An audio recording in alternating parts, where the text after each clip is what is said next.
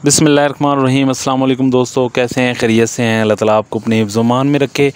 अल्लाह ताला आप पर अपना करम फजल फरमाए। खुश रहें, आबाद रहें, अपने दोस्त अपने भाई को दुआ में याद रखें। दोस्तों वेलकम करता हूं मेरे चैनल बिडज़ून पर। दोस्तों आज की वीडियो तीतर के बच्चों की फ़ीड के हवाले से है कि उनको फ़ीड कैसे देनी चाहिए। वीडियो पहले भी मैं अपने चैनल पे अपलोड करता हूं और आगे भी इंशाल्लाह करता रहूँगा, आपको गाइड करता रहूँगा अच्छे तरीके से।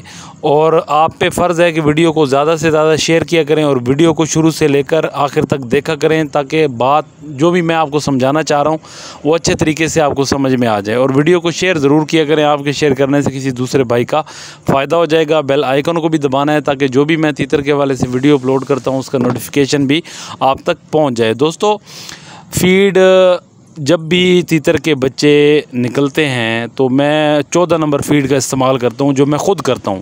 अल्हम्दुलिल्लाह आज तक जो है ना मेरे तीतर के बच्चे ना मरे हैं किसी बीमारी से, ना ही उनके पोटे को कोई मसला हुआ है, ना ही किसी और वजह से उनकी डेथ हुई है।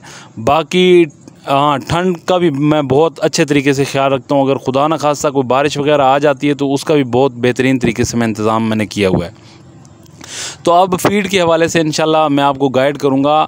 काफ़ी दोस्त पूछते भी हैं कि फ़ीड को गीला देना चाहिए, खुश्क देना चाहिए, तो मैं जिस तरीके से फ़ीड देता हूं दोस्तों मैं उसी तरीके से आपको बताऊंगा। अच्छा दोस्तों, मैं 14 नंबर फ़ीड आप दोस्तों को कहता हूं कि जदीद वालों की 14 नंबर फ़ीड आप लें और उसको पीस लें। बेशक आप ग्राइंडर मशीन में पीसना चाहते हैं, आपकी मर्ज़ी है, पीस के रख लें। लेकिन मैं पता क्या करता हूँ, मैं जब ले के आता हूँ ना तो मैं उसको इमाम दस्ते के अंदर पीसता हूँ। यानी कि जितनी मिक़दार में मुझे चाहिए होती है ना उस मिक़दार में डाल के अच्छे तरीके से पीस के उसी वक्त पीस के और अपने जो तीतर के बच्चे होते हैं मैं उनको खिला देता हूँ।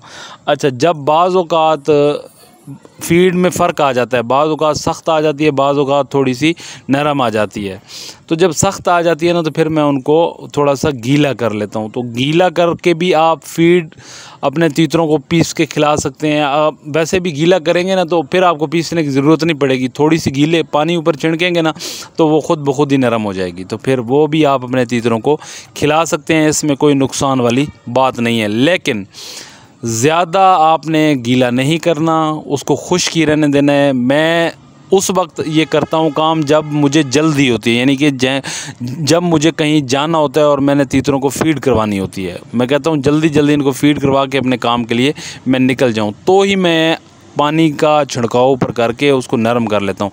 अदरवाइज़ जो है वो मैं इमाम दस्ते के अंदर पीस लेता हूँ, ठीक है, उसी वक्त के लिए।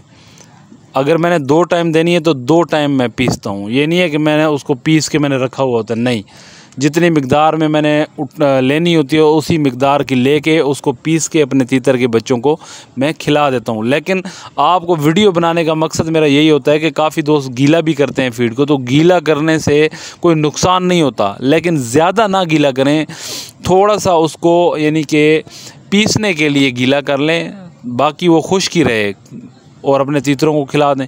ये नहीं है कि फ़ीड के अंदर पानी पड़ा हुआ है, ये आपने नहीं करना। तो उम्मीद करता हूँ दोस्तों वीडियो आपको अच्छी लगेगी। वीडियो अच्छी लगे तो इसको ज़्यादा से ज़्यादा शेयर करें। अल्लाह ताला आपको खुश रखे, आबाद रखे। अपने दोस्त अपने भाई को दें इजाज़त। अल्लाह हाफ़िज़।